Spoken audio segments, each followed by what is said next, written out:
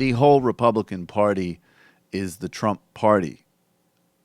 The Republican base still overwhelmingly approves of this guy. And, people ask me, a friend of mine asked me the other day, like, when do you think that this stops? Like, does it matter that there's literally a transcript of Trump telling the president of Mexico, hey, if you could, it's important for my brand, essentially, and my public positioning that, we at least pretend to be doing something about my wall promises. Obviously, it doesn't matter if it actually happens, right? When do people actually give in? And the answer is that there's two parts of it. I mean, one is that in Breitbart and Fox and all of the kind of Trump media, I doubt they're probably the only way they would cover something like the Mexico transcript would be it was a leak and that needs to be investigated. The real question now is if Breitbart goes to war against Trump, and that's a big if, and I don't believe that hype. I don't think that that's the plan or the strategy, but I think it still could happen. Does Breitbart start to move against Trump with something like the transcript like that? And even in that scenario, I think the way they'll do it, they'll King Lear it.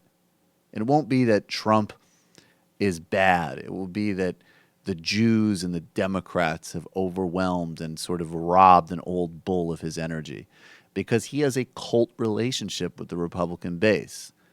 And, I could see Republican base members reading that transcript of Penny Nato and being like, oh, well, what is he? He's negotiating. He's trying to make a deal.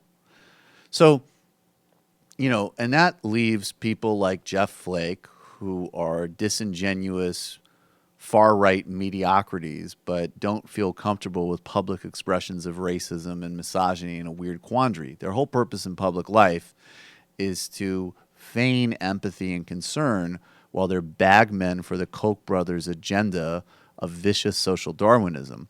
And Trump puts them in an awkward position.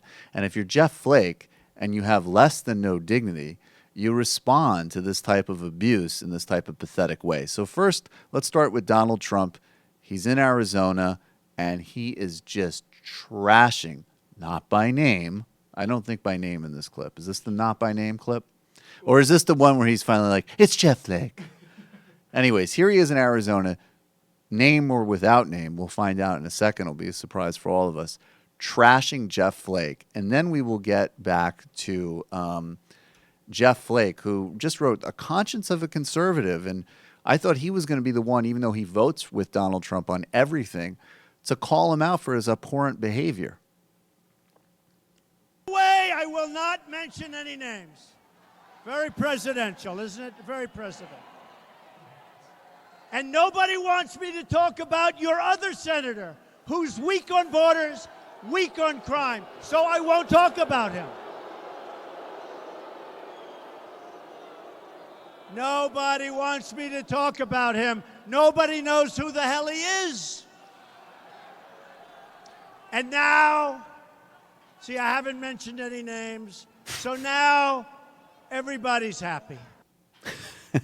So it was quite obvious who he was talking about. There was a great montage, which we'll get to tomorrow, of Trump promising not to say any names and then saying the name. But in that time, he didn't actually say the name. But it was obvious that he was trashing Jeff Flake, who in one of these moments where Donald Trump, really the only thing he's good at life is accurately diagnosing Republicans. And he did basically. I mean, Jeff Flake is a extraordinarily mediocre senator.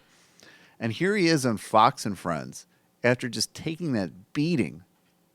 And again, this is supposed to be the guy who's like, hey, our whole purpose in public life is to destroy the middle class, make poor people poorer, and give away public parks to the Koch brothers and give them, every type of tax giveaway imaginable, but we're not supposed to say racist stuff.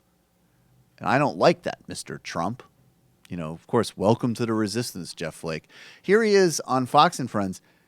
He can't even respond to overt, direct, or I guess slightly indirect disrespect. Here he is with the ever-stupid Brian Kilmeade. I was glad that the president came to Arizona, in particular his visit down to Yuma on the border. We in Arizona have been working to get a secure border for years, and it's great to have the president go down and see the actual conditions on the border. I think when he was there, he talked about what kind of barriers they have and what they're moving toward. And actually, in most places along the border and how much where we've had what could be considered a wall, they've been removing that and been putting in fencing because you need to see what's going on the other side. So I was glad the president was there. We need a secure border, and we will look forward to working with him on that. So the funny point is that Jeff Flake is a cuck. The serious point is that this guy has been out running around and getting every mainstream media platform imaginable for a couple of weeks for doing, let's really remind ourselves constantly of this, not liking Donald Trump and condemning overt and any form of bigotry and racism is not, this is like, do you want a cookie stuff? You're not supposed to like Donald Trump. You're not supposed to endorse bigotry. This isn't a great model or medal and courage. It is somewhat in the modern Republican Party because then we would have to acknowledge the reality that it is a white identity party. And it has been driven on a cocktail of racial paranoia, aggrievement, and resentment for decades, going back to St. Ronald Reagan announcing his presidential run, talking about states' rights in a town in Mississippi where 4 civil rights workers were murdered. But that being said, Jeff Flake, on the merits, he's not saying as part of this conscience of a conservative tour, we need to have a humane approach to immigration. Donald Trump's ICE department terrorizing people and breaking apart families and targeting nonviolent people who've been here for decades and destroying families and threatening children at the border, that's wrong. For even just a business case, we need some type of rational approach to immigration, or, you know, some wall that the Mexicans build is never going to happen. Right? I mean, basic stuff. He ignored that Trump insulted him and is co-signing essentially on the merits of Trump's policy. And he's going to get endless hours of media time because apparently he's big enough to recognize that birtherism is racist. Did he criticize Mitt Romney for accepting Donald Trump's endorsement in 2012 when Donald Trump's whole core brand proposition was birtherism and being a lying, bloviating, racist asshole that we all know him to be? Get the fuck out of here. It is the lowered standards of this country. Like, if we cannot take Donald Trump as a departure point to get better, but it just lowers our standards, like, oh my God. I mean, and you have Republicans running around and getting platforms on places like Pod Save America, being like, don't you regret calling Mitt Romney a racist now? I don't, because Mitt Romney, yes, I acknowledge that Mitt Romney is obviously a better human being than Donald Trump, which is like saying that somebody, you know, I don't know. Frankly, all of the analogies I'm thinking of now are deeply offensive to various sets of people, so I'm not going to say any of them. But the point is that that is a really fucking low bar, okay? And I don't regret saying that Mitt Romney was a out-of-touch plutocrat who constantly revealed bigoted attitudes. Yes. Saying that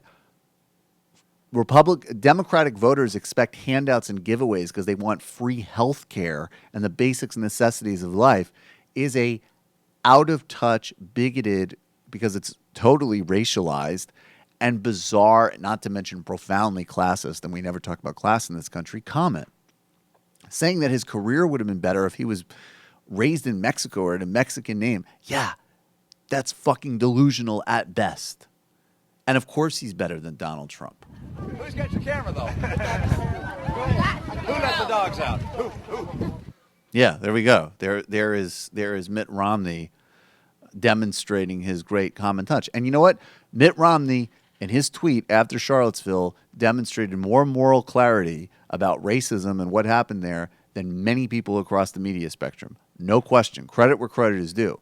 But this whole continuum of people like Jeff Flake getting platforms because they can go on Meet the Press and go, oh, I really don't like when Donald Trump says mean things. Yes, I did just vote to confirm the guy that said being gay is a choice and the guy that promoted birtherism on his blog. And yes, I voted for every single major policy initiative. And I'm going to take an opportunity after he publicly humiliated me to endorse his bigoted immigration policies.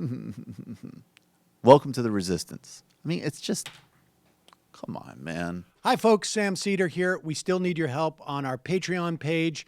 YouTube ads have come back, but not nearly as much as we had before. So if you can help us out, any little bit helps. Head over to our Patreon page right at this URL, and you'll help us keep helping you by making videos